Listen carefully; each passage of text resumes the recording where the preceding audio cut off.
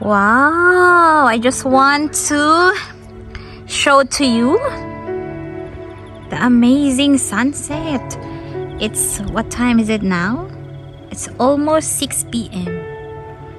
Can you imagine that? And that one is a Taranaki mountain, Taranaki volcano.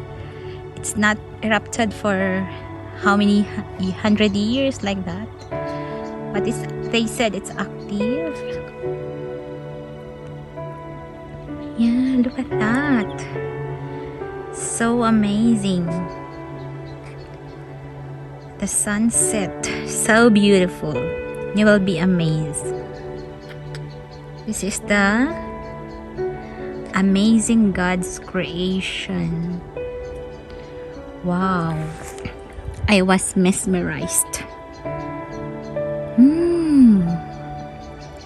So beautiful. You know, I'm here outside.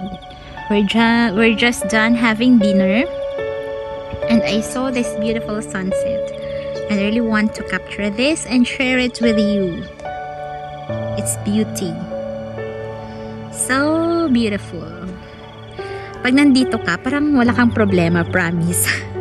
Kasi tingnan mo to. Yan. Oh, ito yung paligid mo. Paano mo naman maisip yung problema mo, diba? Yan, ang ganda. Sobrang ganda. I-zoom natin. Oh, like that. Wow. So, nandito lang ako. Capturing it. So beautiful. So, ito yung mga bagay na if you travel, kung you have the means to do it, so meron kayong pera, I suggest, habang malakas pa tayo, you travel other countries kasi makikita mo there's more than dun sa place kung meron ka. Like for example, I'm from Philippines.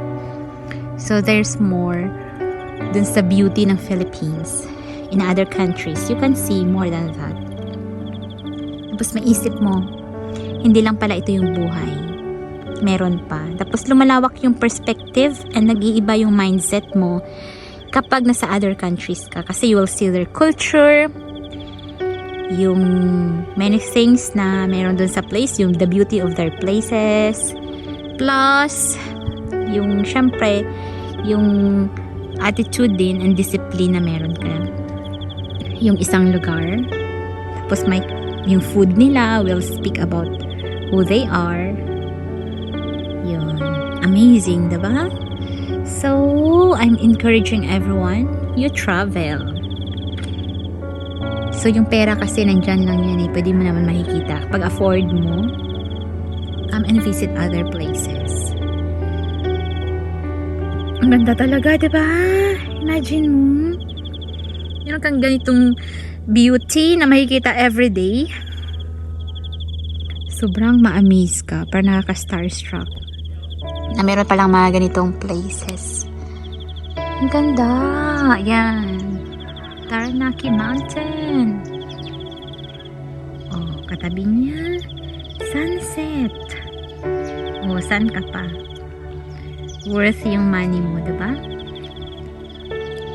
Yun. So amazing. Mahilig kasi ako sa nature, basta everything, kasi it reminded me of how powerful God is to have created all these things.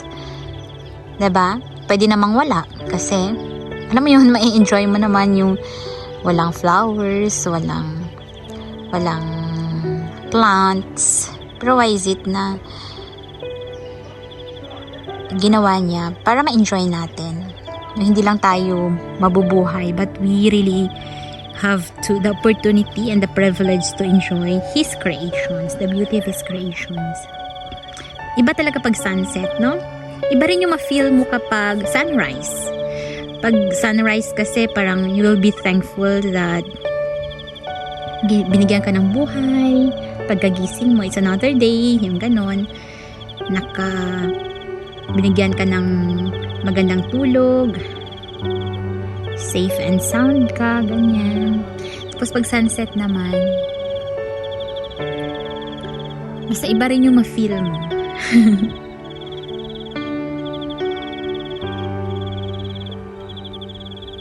Yan, sunsets, yes, but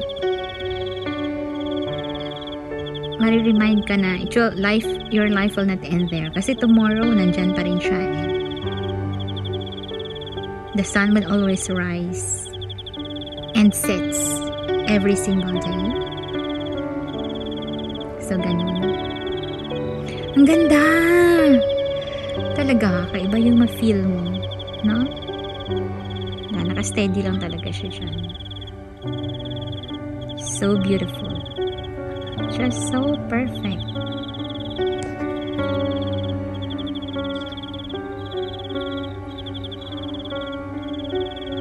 Okay, yun lang. I hope you enjoy. Ganito lang, no? Yun. Sobrang ganda. Bye-bye. Bye for now.